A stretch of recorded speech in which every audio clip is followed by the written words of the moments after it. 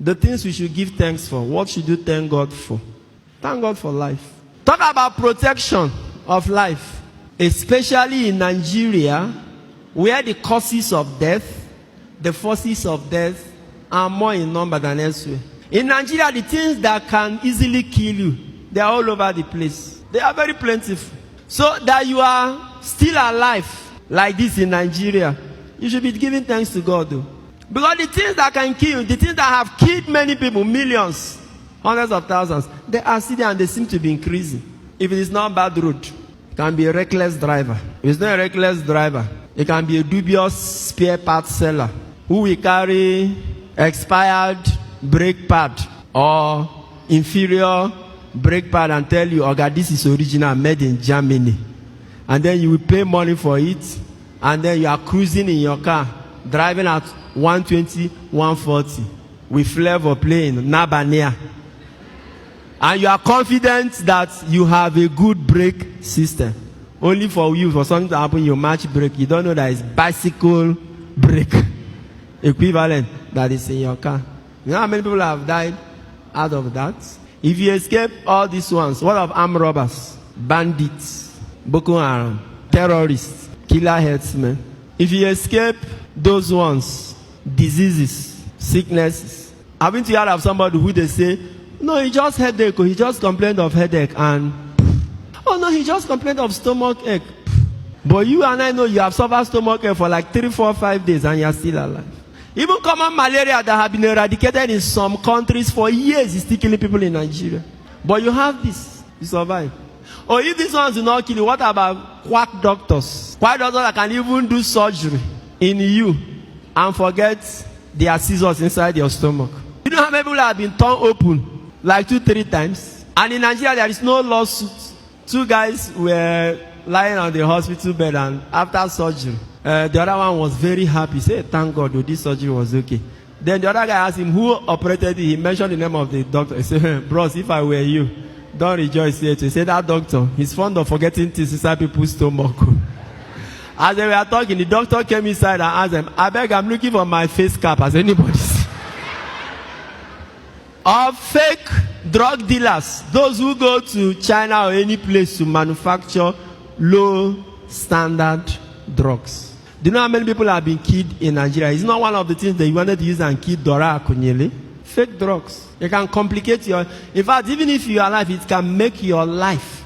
your life will be like a car that you were given to a quack mechanic. It will never be the same again.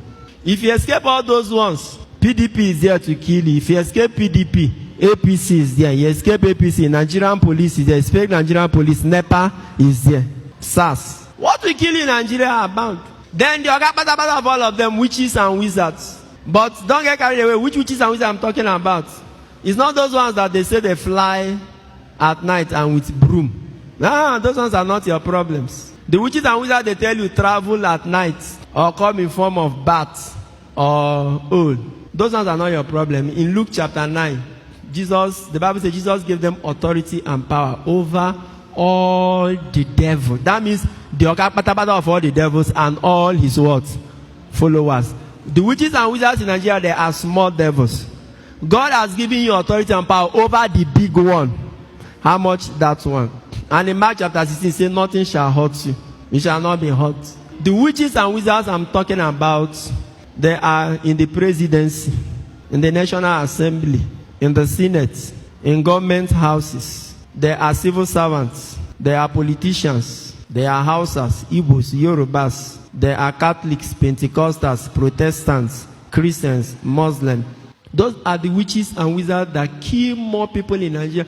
In fact, the other witches, I don't even know whether they have killed anybody. But these particular witches or wizards I'm talking about, they are responsible for thousands of deaths. If you are giving money to do road, and you don't do the road, and somebody has accident because of bad road and die, what do you think you are? You are a witch. You have taken blood. You are giving money to equip hospitals. You refuse to build a hospital or even equip. And the medication or medical attention that would have saved somebody is not, and the person dies. What do you think you are? It's a witch. We have them all over the place. That in Nigeria, pensioners will be queuing to take their pension of 50,000. And they wait and wait until some will die. Because somebody doesn't want to push they are fine. Or somebody has swallowed the money meant for their pension. And you tell me you are a human being. No, you are a winch. Witch is sweet. You are a winch. Winch. And a huge one, a winch. Those are the ones you should be afraid of. Forget about these ones that some men of God tell you that. Those are not the ones. The witches and wizards that have key destinies in Nigeria, they are presidents, governors, senators, members of House of Rep, civil servants, and contractors. Those are the ones that have key. All these deliverance you are running about for people to release your destiny. Those who are holding your destiny, they are in Aso Rock. I am very serious about it. It's not the small witches, they say they are flying up and down. Those ones, they are looking for blood. If they don't see your blood, they will go and chop fruit and rest. You survive this kind of people in Nigeria, you should be happy. There's another set of witches and wizards, fake pastors and men of God. Those ones who have given people wrong pseudo-religious theories. They have destroyed marriages, bankrupted businesses, and made people to start thinking backward. They even block you from seeing where your real problem is coming. Men of God are coming to a family, and brother will become afraid of his own brother. Relatives will no longer eat their food. Before you even shake a relative, you remember what they told you, that they are transferring power. If you have survived all these forces, just know that Psalm 91 is working in your life. He said 1,000 may fall at your side, 10,000 at your right. You, it will never approach, because his faithfulness is buckler and shield. He said your eyes have only to look to see how the wicked are repaid. He has given his angels charge over you to keep you in all your ways. It can also be Psalm 125. Those who put their trust in the Lord, they are like Mount Zion that cannot be shaken, that stands firm forever. And as the mountains surround Jerusalem, so the Lord surrounds his people. Help me tell somebody, God has surrounded you. God has surrounded you.